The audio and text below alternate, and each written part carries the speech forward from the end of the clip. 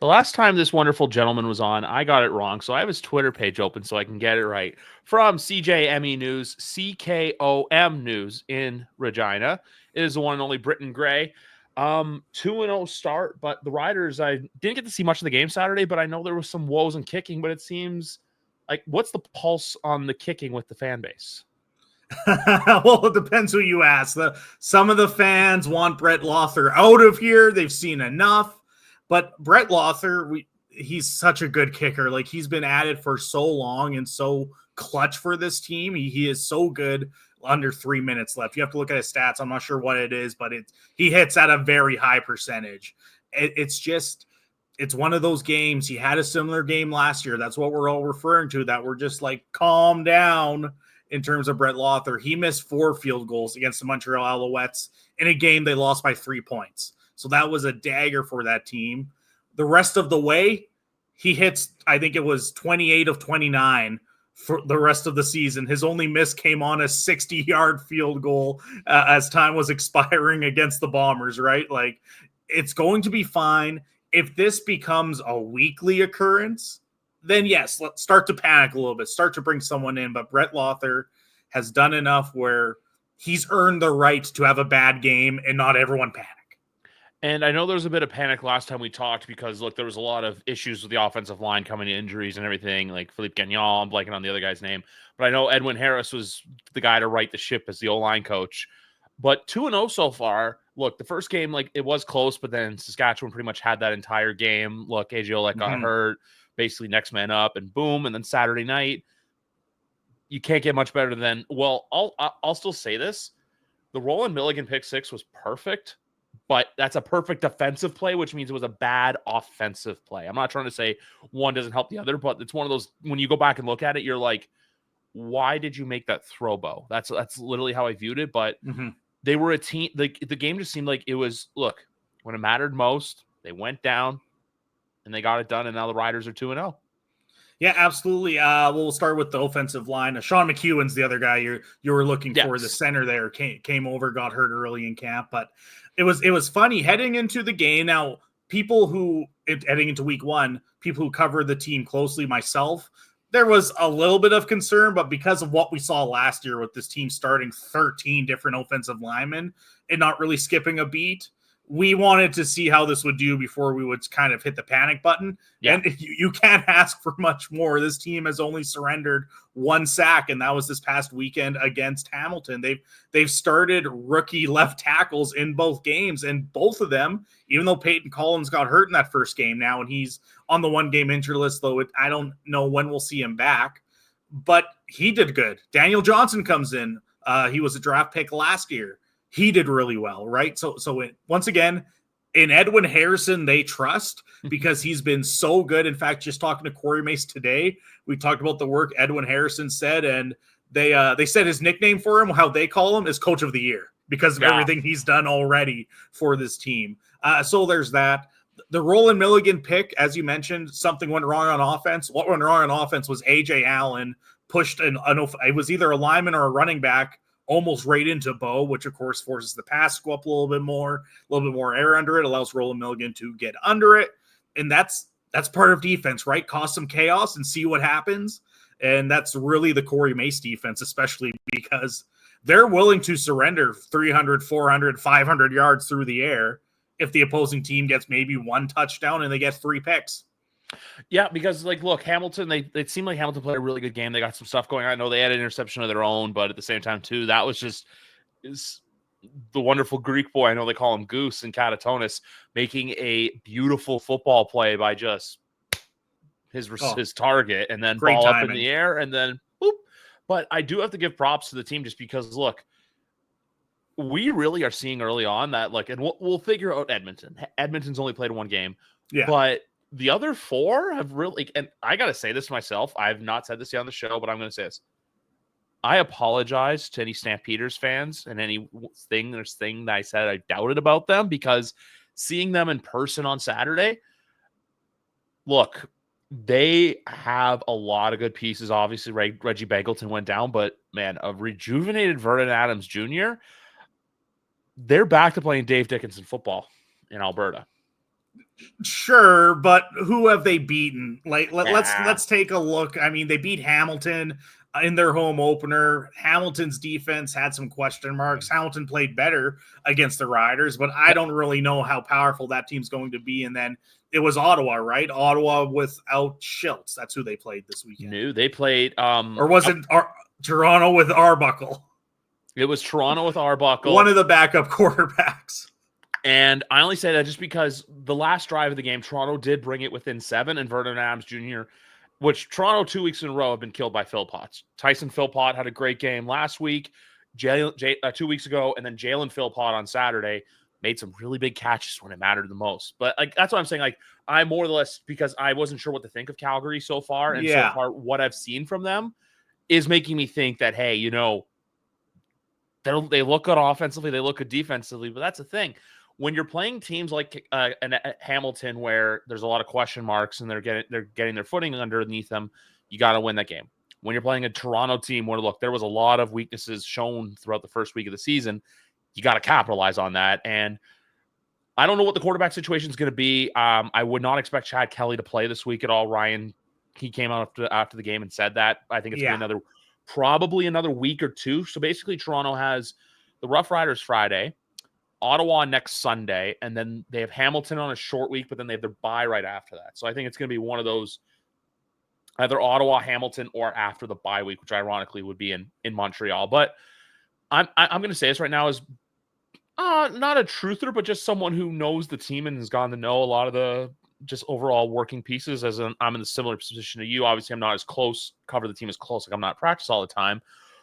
But I know that for them, it's not about how you start, it's about how you finish. So I feel like even if they were to lose Friday night, if they go into that game in Montreal week 6 at 2-3, they pretty much control their own destiny going forward. I'm not worried about them. It's more the Ottawas and the Hamiltons of the world where I worry about, hey, if you get behind the 8 ball too quickly, I don't know if you can catch back up, especially the Red Blacks.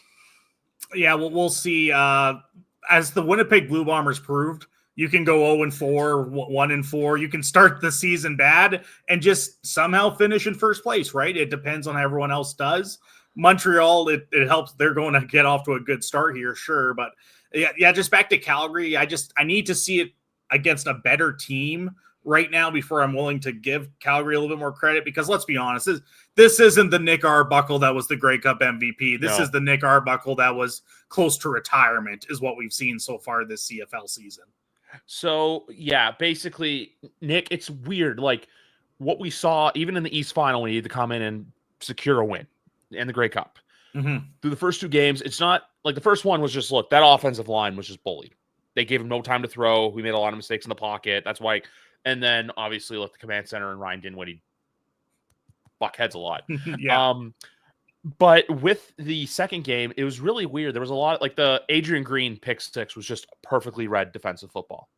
But then he was throwing to the left, and then like they didn't realize it. And then he started going just to the right hash. He didn't use the middle of the field, which really concerned me because look, and he was also doing a lot of just dump and goes, like just, hey, check down, receiver gets it, and then they'll take it off and get the first down, maybe a little bit more.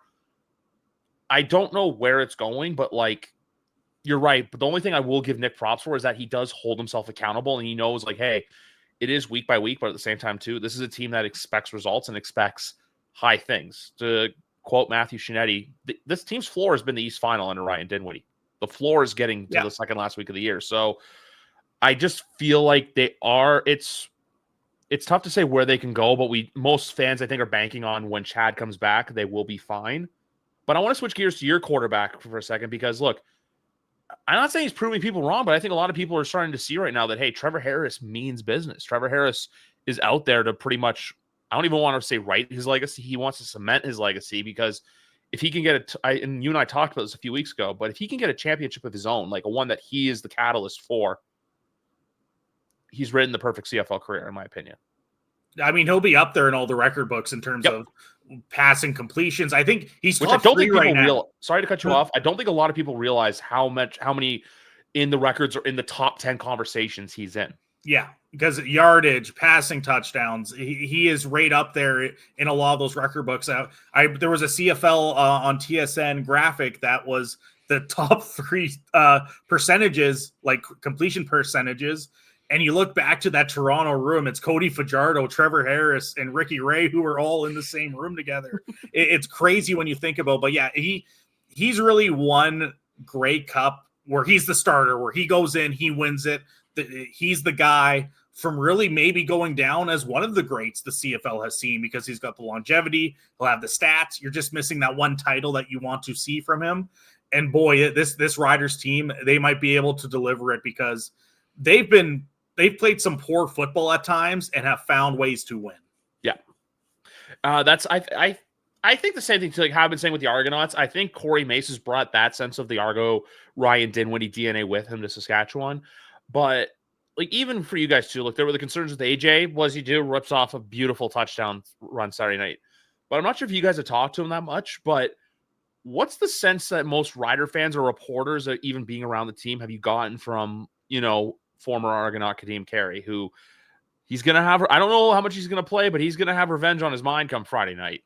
Yeah, we'll see. That's something we're going to be paying attention to, is how they work the roster, because he got on because Thomas Bertrand Houdon, who played really well when AJ Ouellette got hurt, was hurt this week. Yeah, love what he brings, but he got hurt this week. There looks like they're bringing on an American wide receiver, because Sam Emelis didn't practice today. So we'll have to see how they work. If they bring on the American receiver, where does that move things? I'd love to see Kadeem Carey play, because I love revenge games. I think they're fun to cover. They add that extra element. But we've talked to him. He seems like he's all in with what the Riders have done. He's both him, Sean McEwen, and a few of these guys who the team has signed. They've said they've noticed from the outside they like what Saskatchewan's building. They like what they're seeing from Corey Mason. Just reviewing film, I think it was Sean McEwen said, just watching the guys, the offensive linemen running downfield and picking up their running backs, little things like that, players notice about the culture in rooms. And I think that's what brought him to Saskatchewan. He signed a practice roster spot. Yep. He was signed to a PR spot. He just got activated the first week he was here. So he believes in what this team is doing, and realigns himself with Corey Mace, Mark Mueller, who, of course, he's familiar with from his time in Calgary. And I think he's glad to be here. And I think he could provide a big piece to this puzzle for the team, especially if AJ Ouellette, who is healthy right now, but has suffered some injuries, if he goes down, or even just to spell him off a little bit, I think this is a 1-2 punch that I hope the Riders find ways to continue to keep on the roster. Because I was just looking at the odds for touchdown scorers, and Kadeem's not listed at the moment, but Samuel Emelis is still plus 120. AJ Ouellette's plus 135. But if you want some good value, Keon Schaefer-Baker, plus 210. So, well, he's on the 6-game injured list, so I wouldn't put any money on Keon Schaefer-Baker. That's on me. That's on me. I haven't seen I saw like the Emelis report from practice. I didn't see the Schaefer-Baker. So whoever at FanDuel is doing that, please ignore what I just said, and also don't do that. But no, like when Kadeem was cut, it was one of those things where I was kind of shocked at first, but then I kind of not mellowed out, but I kind of like came back down to earth and realized like it's an age thing. They had some options, even though the Argonauts are running back right now. It's a bit of a tricky situation. They signed American Kevin Brown today because Deontay McMahon is dealing with an ankle. He left BMO in a walking boot, so probably on the 6th game. Same with Winton as well. I do not expect Winton to play for at least a few weeks. He basically, with him, long story short, hurt his MCL in camp. Had that weird play in week 1 where he hobbled it, and then week 2 is just eventually was, where's Winton? And then it was confirmed after the game that they just got to check with the doctors, but they don't expect much. It's just a tweak, nothing too crazy, but at the same time, just I feel like after the bye week for him, probably sometime July or mid-July, late July, that he'd be back. But no, the wonderful thing about the CFL too, and even going just to trip around the league from last week. I said on the show that I liked Winnipeg at plus 3.5 because I'm like, I like to keep them close, but I think they reminded everyone that, hey, we're not done. We've lost some pieces. We lost Kenny Lawler. We lost Adam Bighill. But I have to give my flowers. I know I gave them to Vernon Adams Jr., but I seriously have to give them to Chris Trevler because honestly, for a guy they expect to be short yardage, and we all expected Brady Oliveira to play that game, and he didn't. And then, hey, I love how they just go, oh, Brady's hurt. Oh, well, you know what? We're going to give this new guy, Matthew Peterson, who's played his university here, a chance to run the ball. And, oh, what's that? He's great too. And then BC obviously have Nathan Rourke hurt, but no, I just wanted to give Chris Streveler his flowers and praise, because at the end of the day, he's still a great CFL quarterback. And man, the Bombers are that's the thing. This year truly is the wild, wild west. I don't think there's another way to describe that division as a whole. Yeah, no, it's up in the air when you look at it. I still think the Riders are still the best team on paper. The Bombers, I've been leading, in my opinion. Most complete. I've been leading that the Bombers are falling off train for a few years now. Eventually, I am going to be right. I think it's this year, but I thought that last year they continue to prove me wrong. But as you mentioned, all the credit to Chris Streveler. I had no idea he had a 3-touchdown passing game in him like that. He was lighting up the BC Lions. I'm just not sure if that's Winnipeg or BC. It's week 1. It's so early. They had the bye. I think I saw that Michael Shea's like 16 or 17-1 coming off a bye week. They're very good off bye weeks. It's just how it is. So, and we'll see now. But I do have to give credit. I admitted on Twitter I've been a big critic of them. But congratulations to the Bombers. Without Zach Collaros, without Brady Oliveira, they just kept rolling. They looked good, but I still think that as the season goes on, that's an old team. I think wear and tear eventually catches up, and that's why I do have them on the outside of the playoffs still as of now. I think with BC, I think they're kind of showed that, like, hey, we're good, we're not great. Where it's like if you take a couple pieces, it's basically like, how they say if like when you're trying to fix something, you end up tearing apart the whole thing. Say if it's like an engine, it's like, oh, we're going to take apart this whole engine, where it's just like 2 little pieces need to get fixed. I feel like with BC, if one main key piece goes down like Nathan Rourke does, because it seems like, I don't know if he's going to play Saturday yet. I haven't seen anything, but it seems like without him, they can't really go far. But at the same time too, that's a defense that needs some work. I think we'll get better as the year goes on, but I think week 1, they were kind of like, you know what, excuse me, we got this win against Edmonton. I think people are realizing too that Edmonton's still a work in progress, that there's going to be hope there, but at the same time too, we got to wait and see. But no, just circling back to both teams, like I'm basically viewing Winnipeg and Calgary in the same light right now. Like I'm going to say I was wrong for now, but I'm not going to, if they're like, either fighting for their lives come 4 months from now, when we no longer get to wear shorts while podcasting, we get to wear, we got to put on our coats because it's a little cold out. If it comes that time of the year and they're falling off, I'm not going to be surprised. But for right now, 1-0, 2-0, you play who you play. And you know what? Like, I hate when people say, oh, but they no offense. Like when you said, oh, but they beat them. But I look at it as, this might be me also because I'm a glass half full person, but I look at it as, hey, these are the teams you're playing. You're supposed to beat them. You did what you're supposed to do. Because if Calgary's 0-2 right now, I think there's a little bit of panic there. And because I know some Stampeders people were saying they don't expect Dave to go anywhere if they falls off rock bottom. So I think right now he's kind of showing that the revamped coaching staff is doing more good than people, I think, originally anticipated. Yeah, we'll see. For them, it's marquee wins. I look at certain wins differently, and they haven't got that marquee one. But they very well could. I could be wrong. VA is one of my favorite players to watch in the league. I think he's so dynamic. He also has bad VA at times. And just back to the BC Lions, I drew the ire of a few BC Lions fans and some other people when I tweeted out that maybe one game against a rebuild Elks defense wasn't enough to have the victory lap about Nathan Rourke being the number 1 player in the CFL, just because he looked bad against Winnipeg. I've looked at Nathan Rourke. He looked pretty average that first half against Edmonton, lit it up the second half, and then 2 halves of pretty bad to average football. So right now, I think by the end of the season, absolutely Nathan Rourke could be the number 1 player, but he hasn't played here in so long. It's been so many years. I need to see back-to-back weeks of great Nathan Rourke before I'm willing to concede he is the best quarterback in the league. Through the first couple weeks, I honestly have to give to Davis Alexander because, look, the second that, and I've said this before with this, like, I don't know how much attention you pay to sports gambling just because you and I haven't really talked about it, but we're going to get into it because the lines are down below, along with the very other unique message I'm going to pass along in a little bit.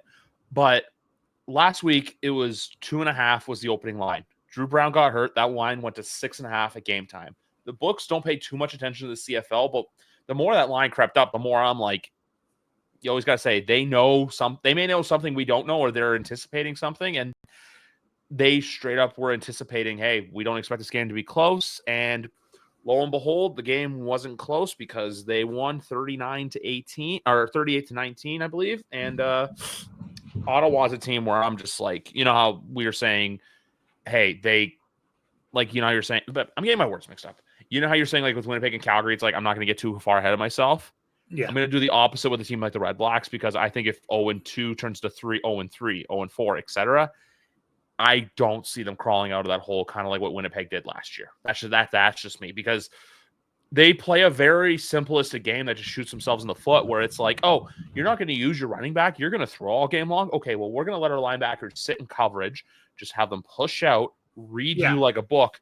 When you throw that ball, guess who's going to be there to catch it? Hi, it's me, defender, and we're going to try to pick six it on you. So if I'm Ottawa, you got to get things fixed sooner than later. Yeah, I agree. Ottawa, I need to see it with like that team to struggle with Drew Brown, right? Without Drew Brown, that's a completely different team. Let's be honest. Matthew Schultz isn't what Drew Brown is. And they look good against the Riders at points. They look bad. Absolutely. They look bad against the Riders, but they looked good. Drew Brown, I still think with him in there, they're going to be fine. But absolutely, if that team starts falling to 0-3, 0-4, 1-6, you start to get really worried, because I think Bob Dice is on the hot seat right now. You need to see improvement from that team, especially if Drew Brown can remain healthy. And that's a team that I don't know if they have enough veterans there, they obviously haven't been to the playoffs much recently, to come out of a hole like that. They did last year, and I remember, because obviously you know how it works with the East like the semis and then the finals, how it's like, instead of you go to the locker room, they have everyone congregate in one little area, and they do that last year. And like Dyson Brown knew, we have to grow, we have to expand, but at the same time too, I was seeing memes from Ottawa fans being like, what it feels like after making the playoffs and starting 0-2, and it's just some like UFC fighter going in for the punch, and the guy just gets counteracted right away.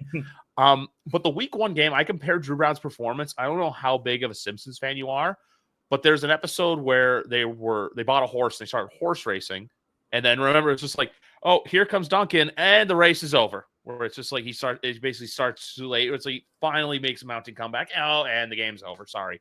That's as soon as like you said, that's why I thought of Drew Brown's performance, where like it started shaky against you guys, but then he found his rhythm, and you know what? He kind of showed what he's capable of. But yeah, this Saturday night, I think we're going to get a test for both sides, or afternoon, Calgary and Ottawa. We're going to find out, I think, who's who. You know what? Like, we're going to find out, hey, what's Calgary? What's Ottawa with a healthy Drew Brown? Because I do expect him to play. I think most of the reports are saying he is going to, but yeah, if they do not look good against a Calgary team that's beaten an Ottawa, which for Calgary and Saskatchewan state, can we get them some West opponents, please? I feel like they're just doing their trip. Getting it done early. Yeah. Get 3 of 3 for both. Except Calgary's hosted 2, and Saskatchewan's, as of Friday, has been to 2. But we'll talk about that in a second. But yeah, I just think that's a game that's there. But you know what? Let's just jump right deep first into it. Week 3 of the CFL season. We start in Edmonton, where they play the Montreal Alouettes and the Edmonton Elks, plus 6.5 underdogs. So I'm going to say this. I think Montreal does win this game and go to 3-0. But do you see a world where the Elks can keep it close, or do you think it's just Montreal's just too much for them to handle? I see a world where it's close, because it's the CFL. The games always find a way, even when a team's up by 20, always ends by just 5 or something. It's the craziness of the CFL. I absolutely don't see a way that Edmonton wins, because of how good Montreal's defense has been and how solid Davis Alexander has been so far. But with Trey Ford, you also can't deny the fact that he can be super dynamic. He can be that player who can put a team on his back if he needs to, make those plays when it counts. But I think they can keep it within a touchdown, but I would be shocked if it's more than that. I'm the same way. So basically, I think that Montreal does cover that minus 6.5 number, just because when I look at it, this is the kind of game, like, you know, I was saying with Calgary, hey, these are the games you have to win. If you're Montreal, this is the kind of game where you got to go in there. And look, I know it's Edmonton's home opener, the last team to have a home game this year, but you know what? This is their home opener. They want to show up for the fans. But if you're Montreal and Jason Moss, this is the kind of game, which I will say this because you and I are both part of the Bearded Brotherhood. Him with a clean shave is a very weird sight to look at. But going back to the game, this is a game where if you're Jason Moss, you basically say, hey, guys, we got to go stomp a mud hole. We got to go out there. We got to take care of business, put our heads down, win by 10, 14 plus points, and just move on to next week. That's what I think. Like if this is a game where, because if Edmonton either keeps it close or somehow pulls off a win, I think it's kind of one of those ones where teams can look at it and go, oh, so this is how you beat the Alouettes. Oh, this is how you scheme properly against Noel Thorpe's defense. But in the end of the day, I still do think this is a game. Like I said, Montreal moves to 3-0, and they kind of show that, hey, we're the class of the league, and we're coming after what we were supposed to get last year. Edmonton is coming off a bye week, though. They could very well do what Winnipeg did to BC, where I don't think many people had that happening. Oh, I don't think it's a blow. I'm going to say this. I don't think it's a blowout. I think it's like a 7 to 10 point game. But I'm just saying that for the sake of Jason Moss and the Alouettes, if they want to still show that, hey, we're number one in the league, we're number one in all the power rankings, including my own. If you want to keep showing that, I think if you win this game closer, you get out. Because last year they did this. I think they only won by 3 points when I think they were a 4.5 point favorite. But nonetheless, this is the kind of game that, look, like you said, you got to beat who's in front of you. And this is the kind of game you got to win, especially if you're the Alouettes. If you can win this convincingly, that is. If you win this close, I think a lot of people are going to kind of see, like, why did Montreal struggle against them? But no, it would not surprise me to see. I could see a game, too, even where Edmonton comes out strong, but then in the second half, it's kind of like what happened to them against BC. They looked good to begin with, and then in the second half, Nathan Ward just decided, hey, I'm going to light you guys on fire and have fun with it.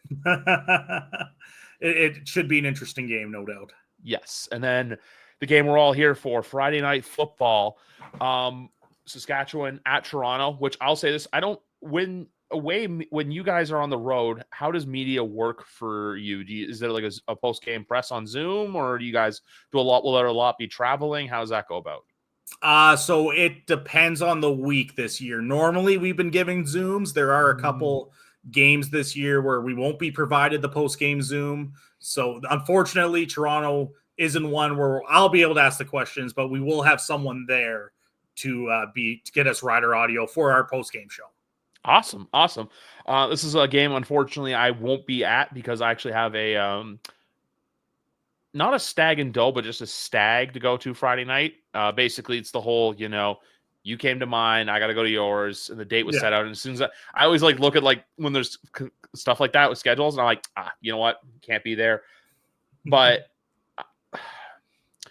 I'm almost crazy enough to do this for a couple of reasons.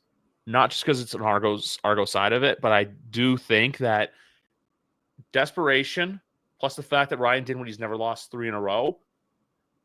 I think if there's a game for Toronto to shock the world, it is this one. But at the same time, too, they are their own worst enemy. I'm not here to say Saskatchewan can win the game because of this. I think it's more Toronto loses the game because, you know what, either A, they didn't start on time, or B, they just keep having turnovers, and because they've had 2 weeks in a row where turnovers really have killed them. So we'll see where this game goes. But also, too, like I said, AJ Ouellette as well. He didn't play in Toronto last year. He's going to be wanting to show out Friday night against his former team as well. Bring the hammer, if you will. Yeah, bring back the Thor hammer. No Chad Kelly, probably no Wynton McManus. Those are your two leaders on both the offense and defensive side of the ball. Oh, yeah. I expect the Riders to come out with a win. It is an Eastern road trip. Those are always tough. But this Riders team has they've looked so good at times. And we were just talking about this today in practice. This is a Riders team that they haven't played well necessarily at times. They found ways to win, but you believe it's because of what they've done, not because the other team gifted them a win. Like, unfortunately, was a couple of those Riders season after the pandemic. A couple of those wins they were getting was like, well, they weren't really winning. The other team was more losing. No, this Riders team is winning. And I just think with the fact that Wynton McManus, Chad Kelly won't be playing, I expect the Riders to handle business once again out east. You know what? The more I'm leaning towards it, I think this is what happens. I think Toronto keeps it close, but then, like we say, complete teams find ways to win. Complete teams know how to win. But also, too, like you're saying, that with the whole winning metaphor, there's some games you can look at where you're like, yeah, we weren't supposed to win that. But in football, it's kind of that metaphor where this one's any given Friday. Yeah. It's not any given Sunday. It's any given Friday. But no, at the end of the day, I think that – so what I think ends up happening is Toronto loses Friday.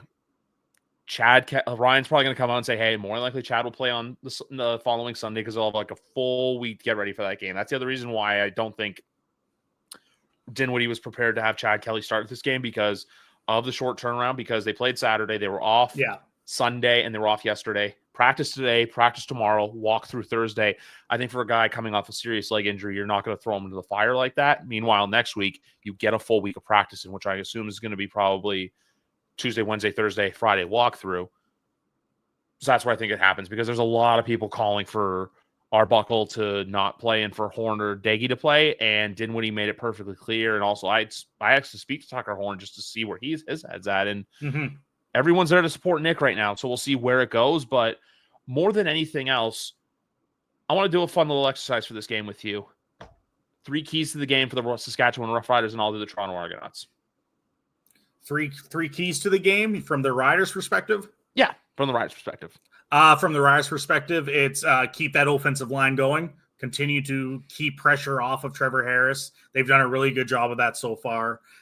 Force more turnovers, number 2. This team gives up a ton of yardage. I will not be surprised if by the end of this game, Nick Arbuckle has thrown for over 300 yards. That happens against this Corey Mace defense. But if the Riders can force turnovers, which is what they want to do, they want to get 2 to 3 interceptions, maybe a fumble here and there. But that's what this team is built to do. Turnover battle, it's a cliche, but it's so important. There's a reason it's a cliche. And number 2, balance. That team, the Riders team, was very good when AJ Ouellette was able to get going, when you could spell him off with Kadeem Carey and he was picking up good yards.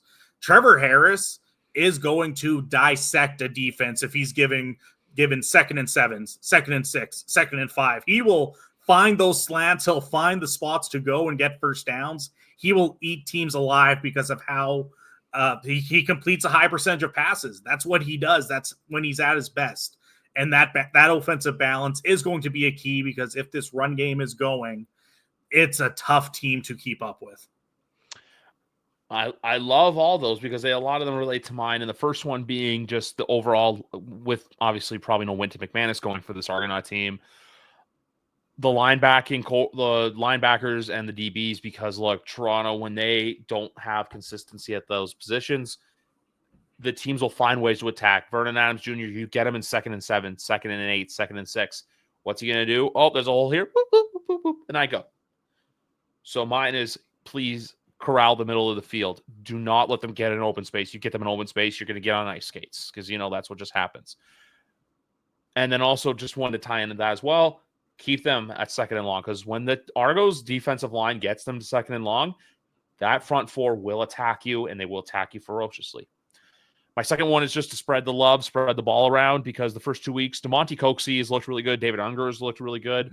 But I'm looking for, Tavares Daniels to get in the action. Dejon Brissett, they were trying to get him the ball on Saturday. It just wasn't working. And then among other receivers. So I want to see more players getting involved, especially from the throwing stance. You just can't go to certain targets, because when you do that, it just spells trouble, as the Florida Panthers have made it 3-0. And last but not least, Nick Arbuckle and ball security. I just need him to read the defenses better. Just don't. If you turn the ball over, it's one thing. Don't turn the ball over where it causes points. Obviously, like I said, week 1, there's the thing about what is a forward's pass and what's not a forward pass.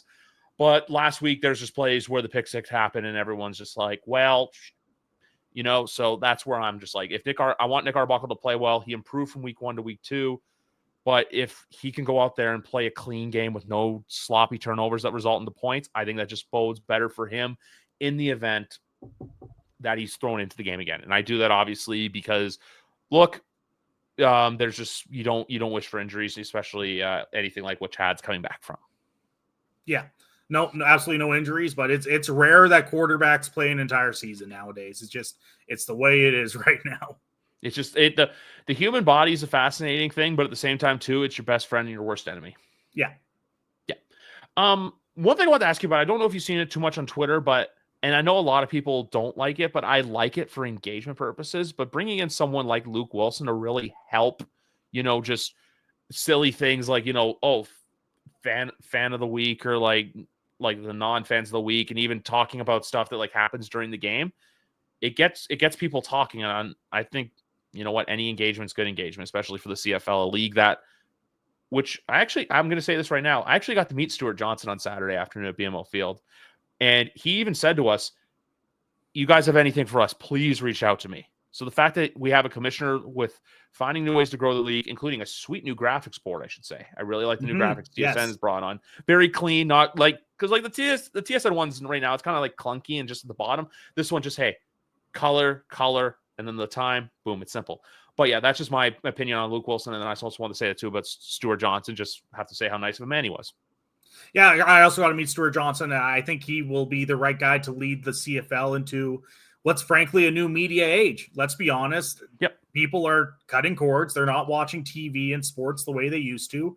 I think he has a vision for where this league needs to go and how to develop more engagement.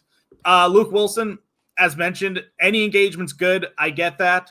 I don't necessarily like him taking shots at some of these guys who've been covering the league for so long and stuff like that. That you have to show a little bit of respect for the guys who've been doing this for 20, 30, 40 years, a little bit. You don't have to call them out, but it's engagement. It's clear that he's been given the go-ahead to do stuff like this. And I'm all for it. I'm all for certain things. Like I said, certain people, it's like, do you really have to call them out for that? But if they deserve to be called out, sure. But with the Luke Wilson stuff, it's a name. I think he's going to do a good job of getting more people engaged. And as mentioned, it's clear that the TSN is allowing him to do this. That's the big thing, because everyone's like, who signed off on this? I'm like, well, if they didn't sign off on this, he would be taken off air immediately. And also the fun thing Stuart Johnson told me as well is that good weather seems to follow him wherever he goes, which led me to say, so we're going to have the mildest Grey Cup in Winnipeg history this year. But no, that's all. But just because, like, look, you have to, if you can drive up social engagement, if you can do certain things, it'll only help you with just moving forward and everything like that, especially in a league too, like where, hey, they recognize CFL Plus isn't a perfect product. We got to fix it, and just doing other endeavors as well. It's only going to help the league grow and expand. Expand social footprint, not expand for teams. But I still say this with teams. I hope teams. I still feel like Halifax and the Schooners should happen one day, but only time will tell. Yeah, someone needs to come to the CFL with a plan. They shouldn't go chasing after anyone anymore. They need owners who are invested and want to do it. Basically, like and I'm saying this because I'm obviously watching the Cup final right now behind us, but it's just on the background. But basically how that expansion works, where it's like, hey, like Vegas went to the NHL and said, hey, we have a team. We want to bring a team here. We're going to build an arena. We're going to do this. We're going to get this many season ticket holders to sign up. They filled all those boxes. So if they can do the same thing with the Halifax team, hey, we're going to build a 30,000, 25,000 seat stadium here. We're going to have this many season ticket holders, and this is when everything's going to be up and done by. To which also with attendance and stuff like that, Toronto had a pretty solid crowd for opening day. I do not blame what the crowd was in Saskatchewan for opening day, just because, look, for everyone saying, oh, football's not there. I'm like, guys, it's a Thursday night in June. There's still people in school. The same thing happened with the Argonauts last year, where their home opener was on a Sunday night at 7:00 at night. I'm like, if this game was at 4, you'd probably have a few more thousand people here. But just those Thursday and stuff home games, like, and I know Winnipeg got a pretty nice crowd at their home opener, but still, like, you have to. There's other factors into it as well. Well, people who aren't from Saskatchewan don't realize how big of a traveling fan base the Riders have. Regina's not a big city center when you compare it to Winnipeg, even Calgary, Toronto. A lot of Rider fans drive in 3-4 hours and kind of make a night out of it, a weekend. They stay overnight, and that's just tough to do on Thursdays where you have jobs. The game's done at 9, 10 at night. You have to drive 2-3 hours. Like, that's why this team really hates Thursday night games. I know that the office does not like Thursday nighters, and I feel like maybe they they told the CFL schedule maker that, because no more Thursday night football games for the Riders this season. That was their only one. Yeah, like Keith Pelly did the same thing with the Argonauts as well, where because they had so many night games for now, and now they have, I think, 3 of their 9 home games are 7 o'clock or 7:30 kicks. Meanwhile, everything else is at 3 or 4, which for someone like me who actually has to, I'll be honest, I have to take about a 50-minute train ride from where the stadium is to my station, and then I have to drive about another 50 minutes to get to where I am currently right now. I don't live anywhere near Toronto. But reviewing the schedule, yeah, Saturdays, Friday. Yeah, it's all Fridays and Saturdays. And obviously the Sunday for the Banjo Bowl. But yeah, you guys really did good with you weren't kidding with that. No complaints about the schedule this year in Rider Nation. I can tell you that much. Nope. But anyway, moving on. Saturday afternoon, Calgary versus Ottawa. Until I had the same. So basically what's happened to me with Hamilton the last 2 years, and it's happening with Ottawa right now, is I drank the Kool-Aid. I'm like, this year I was like, they have to get the win, just because I felt like if they didn't, it was going to go south. And then eventually I turned that into, you need for me to believe in you if I'm going to pick you. So until Ottawa shows me that they're a worthy pick to pick on to win a game, I'm going to pick against them. And I'm going to go Calgary. And I just think that unless we see it from Drew Brown, I'm going with Vernon Adams Jr. just because so far I've liked more what I've seen from VA than I've seen from Drew, even though it's obviously 2 games versus 1. See, I'm going with Ottawa for kind of the same reasons. I like what I've seen from Drew Brown a little bit more than VA in terms of going back to last season. We know what Vernon Adams Jr. can do. As I mentioned, he's one of my favorite players to watch in this league. I think he is so dynamic, but you also have bad Vernon Adams Jr. games, and I'm just waiting for one of those to happen. And I still think Ottawa with Drew Brown is a good team. But if Calgary goes in, beats Ottawa, then that's the win I'm looking for from Calgary for me to kind of be like, okay, this team might be better than I thought. So with Calgary, I'm just pulling up their schedule. This is a game they have to have because they have a nice little prairie sandwich coming up after they have the bye week, but then they have versus Winnipeg. Then they come see you. They're going to come see my friend Britton here on Friday, July 11th. And then they go to Winnipeg on the 18th. So I think that they have to get this win here because I don't think you're going to win 3 straight after these 3 games that they have right here. So it's the whole, going back to my point earlier, win the games you're supposed to, because if there's games that you may not win, you do that. Because if you lose this 2-1, if 2-1 becomes 2-4, Cowtown, I don't think is going to be smiling. Yeah, I apologize for my dogs as well. Something exciting must be happening outside right now. Don't worry about it. That was like my cue to kind of like, I'm going to speed this thing up because I want him to go check his dogs out. And then Saturday night, BC versus Winnipeg with a little, not revenge spot here more or less, but I'm really intrigued by this because we didn't see Zach Collaros week 1. You know, we didn't see him in week 2, but everyone knows what I mean. Yeah. We didn't see Zach, so I don't know what Zach we're going to get. There's not going to be a Brady Oliveira. But from what I saw last week, for what Nathan Rourke's going with, I think I got to go Winnipeg here. I think I got to go with the Bombers. If Nathan Rourke plays, I'm willing to go BC, but I don't think he is this week. I think that oblique injury, it's so early in the year. Rest Nathan Rourke. It's a marathon, not a sprint. Yep. That's why I lean Winnipeg. And plus, they've played him once. You get Zach Collaros to throw an extra wrinkle in there. They've already proven you can put whoever at running back, and they'll seem to find a way to play well. So I like Winnipeg here. If Nathan Rourke isn't playing. Yeah, Matthew Peterson really just was basically like a wind-up toy. It's kind of like he was excited to play as your dogs are upstairs right now. You know, the dogs are barking in Winnipeg. The dogs are barking in Regina. They're barking everywhere. Which I think thank you, dogs, for the podcast title. Dogs are barking everywhere. You know, like just that's you always got to come up with that on the spot. But they write themselves sometimes. Absolutely, but no, with this game though, like I said, I agree with you completely. You play Nathan Rourke now, you're only going to do more bad than good. There's nothing that comes from it.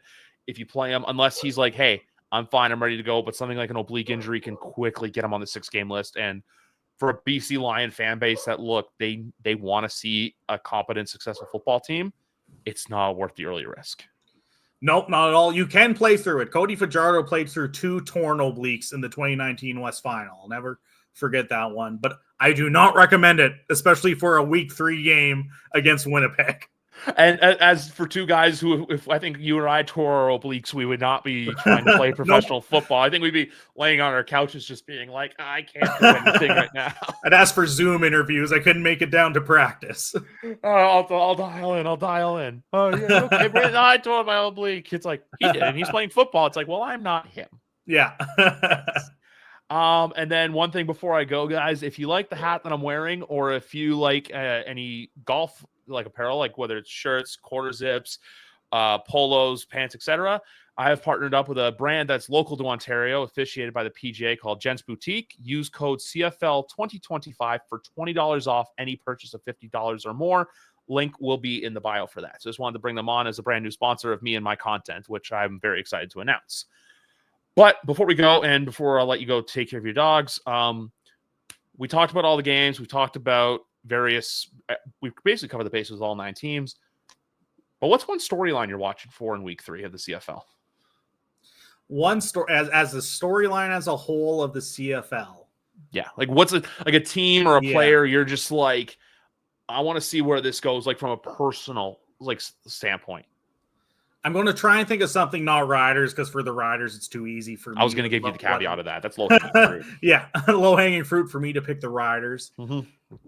I think it might be Calgary, Ottawa. If the both starting quarterbacks are there, which of these teams are who we thought they were? Is Ottawa better than what we've seen so far because Drew Brown missed it, or is Calgary better than we expected them to be because Vernon Adams Jr. is there, and we know how good that culture has been in terms of winning over the recent years, right? Calgary's been a place that hasn't usually struggled. So I think that's the game that's most intriguing, because I think Calgary, Ottawa, whoever wins that, we can say they're a good team this year.